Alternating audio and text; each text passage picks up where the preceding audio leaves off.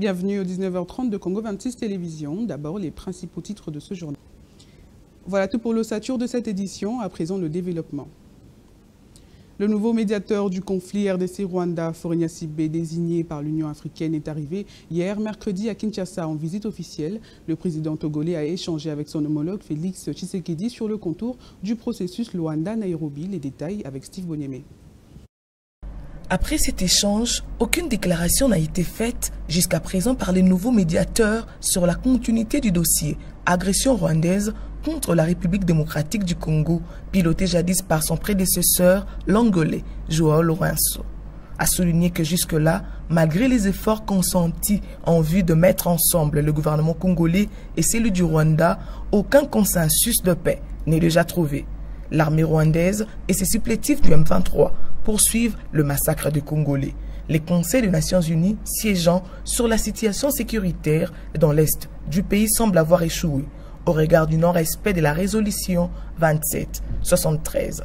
Entre-temps, l'envoyé spécial du secrétaire général de l'ONU, Ouangzia, s'inquiète du fait que malgré les injonctions des Nations Unies et les sanctions prises contre le Rwanda, les combats se poursuivent dans l'Est de la République démocratique du Congo.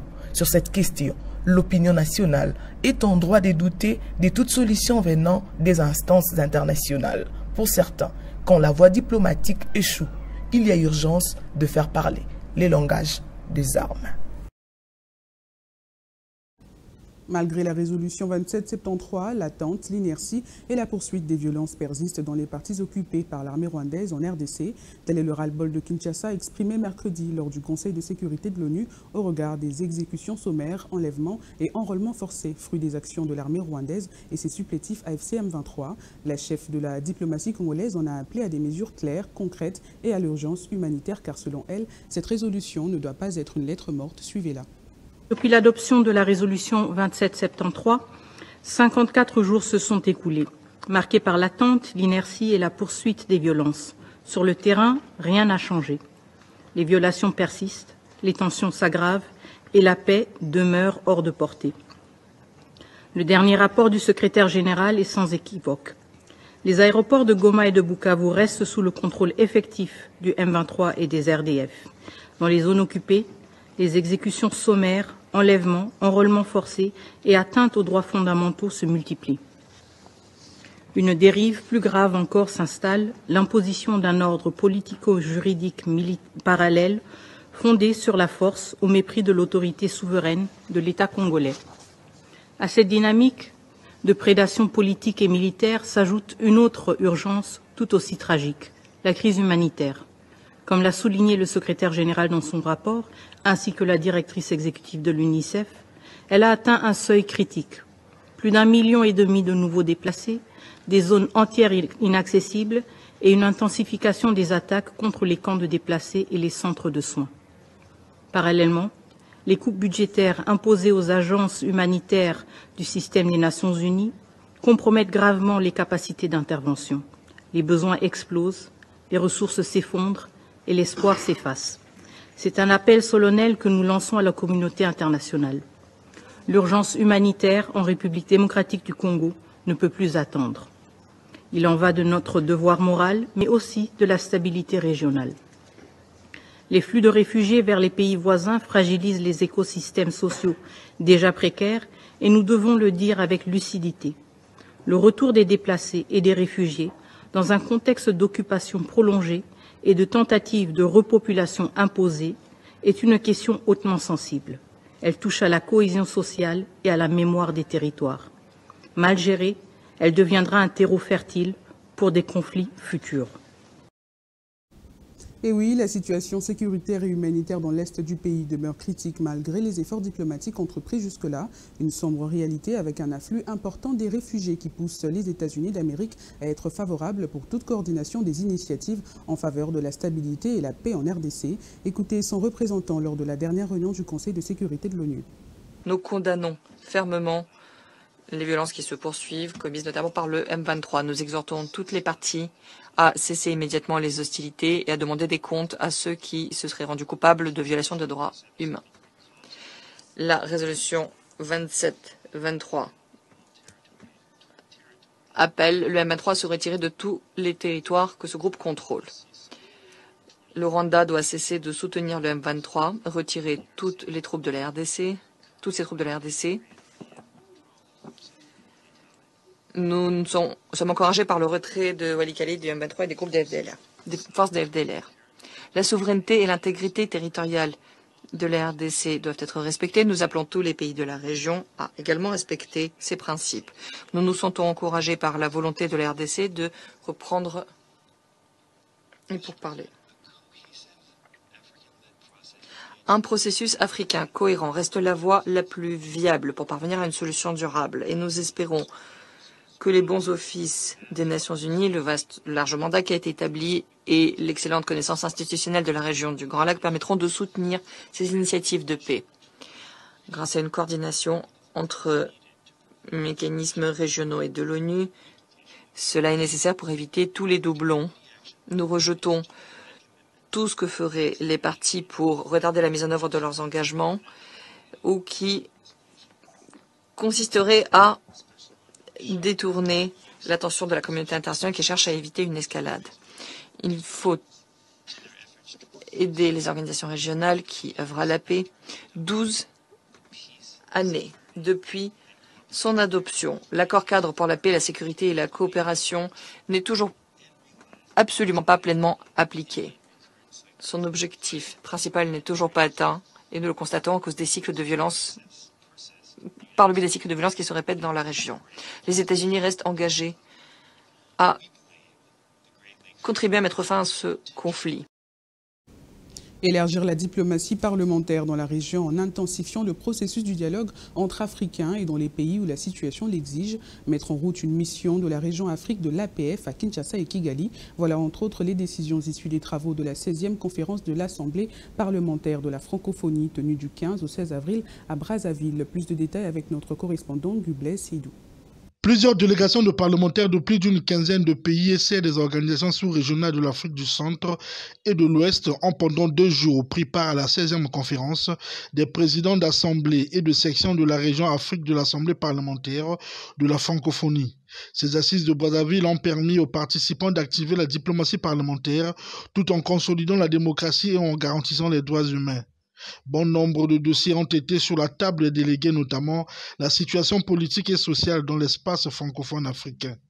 La conférence a décidé de poursuivre son engagement pour la paix et la sécurité en Afrique francophone, pour le bien-être des populations et particulièrement les enfants, les jeunes et les femmes.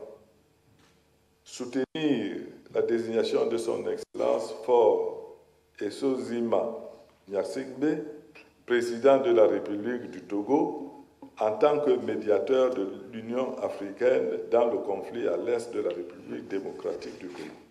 C'est le président du Sénat congolais et président d'honneur de la section congolaise APF qui a bouclé les travaux de ces assises. Nous prouvons au jour le jour que nous sommes les citoyens de notre monde, que nous partageons les peines des concitoyens et sommes profondément préoccupés par la recherche des solutions idoines.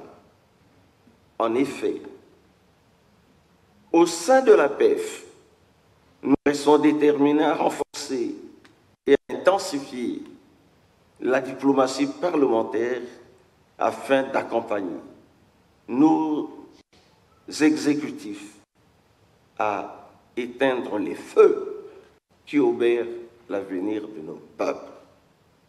Les participants à ces assises ont validé la tenue en 2026 de la 17e conférence des présidents d'assemblée et de section de la région Afrique à Lomé, au Togo. À Kinshasa, la commission spéciale d'enquête sur les inondations, composée de plusieurs députés provinciaux et mise en place par l'Assemblée provinciale, est passée à l'action. Ce mercredi 16 avril 2025, elle s'est rendue sur le terrain pour évaluer l'ampleur des dégâts causés par les pluies diluviennes du 4 et 5 avril dernier. Entre pertes en vies humaines et dégâts matériels importants, les travaux ont officiellement débuté dans des zones sinistrées. Les précisions dans ce reportage signé Rebecca Kalonda et Patrick Kabea. C'est un paysage de désolation que vivent déjà les membres de la commission spéciale d'enquête, déployée officiellement mercredi par l'Assemblée provinciale de Kinshasa. Maisons effondrées ou englouties, routes impraticables. La capitale congolaise porte encore les stigmates de pluies diluviennes des 4 et 5 avril. Le président de l'organe délibérant de la ville a lancé les travaux depuis le quartier Vallée, dans la commune de Massina, l'un des épicentres du drame. L'Assemblée provinciale de Kinshasa a présenté nos sincères condoléances aux familles endeuillées et partagé toute notre compassion aux familles sinistrées. Notons aussi qu'au cours de la plénière du 8 avril 2025, convoquée en urgence, l'Assemblée provinciale de Kinshasa a mis sur pied cette commission d'enquête parlementaire composée des députés provinciaux ainsi que des experts pour nous rendre un rapport dans un délai raisonnable afin que les Kinoises et Kinois qui attendent beaucoup de nous, de par nos recommandations, retrouvent enfin leur sourire. C'est dans le quartier Vallée à Massina, de Bonhomme à Matete et Dingidingi à Kisanso que la commission s'est rendue pour une première descente sur le terrain. Une visite marquée par les images alarmantes, maisons détruites ou abandonnées, constructions anarchiques et absence d'aménagement hydraulique. Partout, le trace d'un drame vécu dans la peur et la précipitation. Nous avons la sous-commission Tchango Mouamba et la sous-commission Funa Lukunga. Les deux sous-commissions, aujourd'hui déjà, ils sont en pied d'œuvre pour que le soir nous puissions voir dans la mesure du possible quelles sont les données qui seront à notre possession pour continuer nos travaux. Face à cette situation, les sinistrés désemparés lancent un appel pressant aux autorités. Leur priorité, la construction des digues le long de la rivière Ndjili, afin de prévenir de nouvelles inondations. Pour eux, il en va de la survie de familles restées sur place, sans abri ni assistance.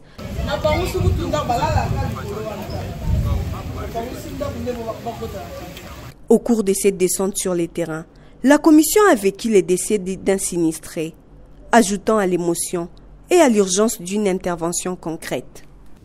La Direction générale du Centre culturel et artistique pour les pays de l'Afrique centrale a dressé son bilan trimestriel et présenté ses perspectives d'avenir 2025-2027. Un exercice de redevabilité qui a fait à travers un face-à-face avec la presse ce jeudi 17 avril 2025 dans sa salle Petit Théâtre. Reportage Didier Ilunga et Célestin Kalongo.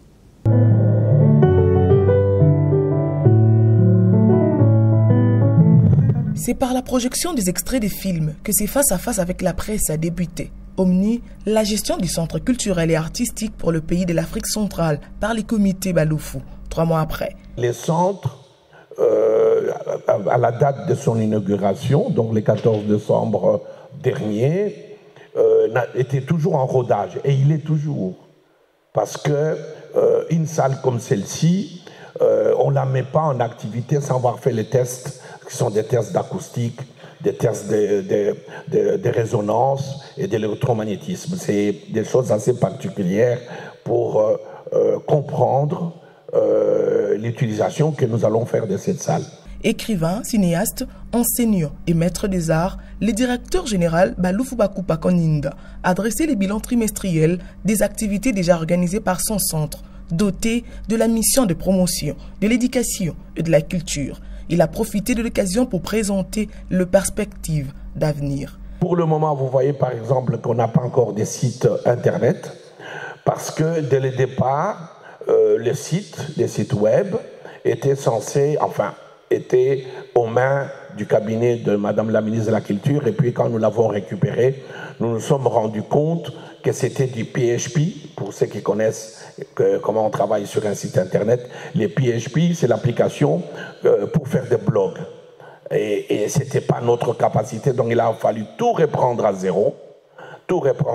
Et nous estimons que nous avons encore besoin entre quelques semaines et 2 mois, parce que si on fait un site internet, il ne faut pas que le lendemain il tombe et puis on vous met un message qu'il a maintenance. Donc nous voudrons arriver avec l'idée que nous avons pour que nous vous offrons les sites. Un site internet, c'est important, c'est le portail du centre à travers le monde. Est venu le jeu des questions-réponses avec les professionnels de médias sur l'objet du jour, bilan de sa gestion en 3 mois. Un exercice affronté avec brio. Notez que le centre culturel et artistique pour le pays de l'Afrique centrale a été inauguré par le chef de l'État Félix Antoine Tshisekedi le 14 décembre 2024. Les matchs retour des quarts de finale de la Ligue des Champions se sont joués durant les dernières 48 heures. Surprise au sommet, le Real Madrid, détenteur du plus grand nombre de titres, est éliminé par Arsenal. De son côté, le FC Barcelone a écarté le Borussia Dortmund, tandis que le PSG a mis fin au parcours d'Aston Villa. L'Inter de Milan, de son côté, a validé son billet en s'imposant face au Bayern Munich, place désormais aux demi-finales.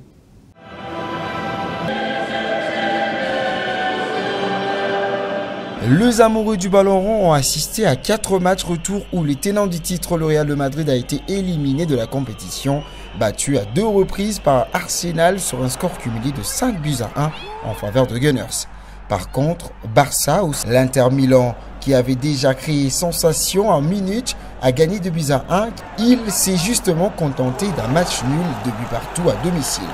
Le rendez-vous est pris avec de grandes affiches de demi-finale aller qui vont se dérouler le 29 et le 30 avril 2025.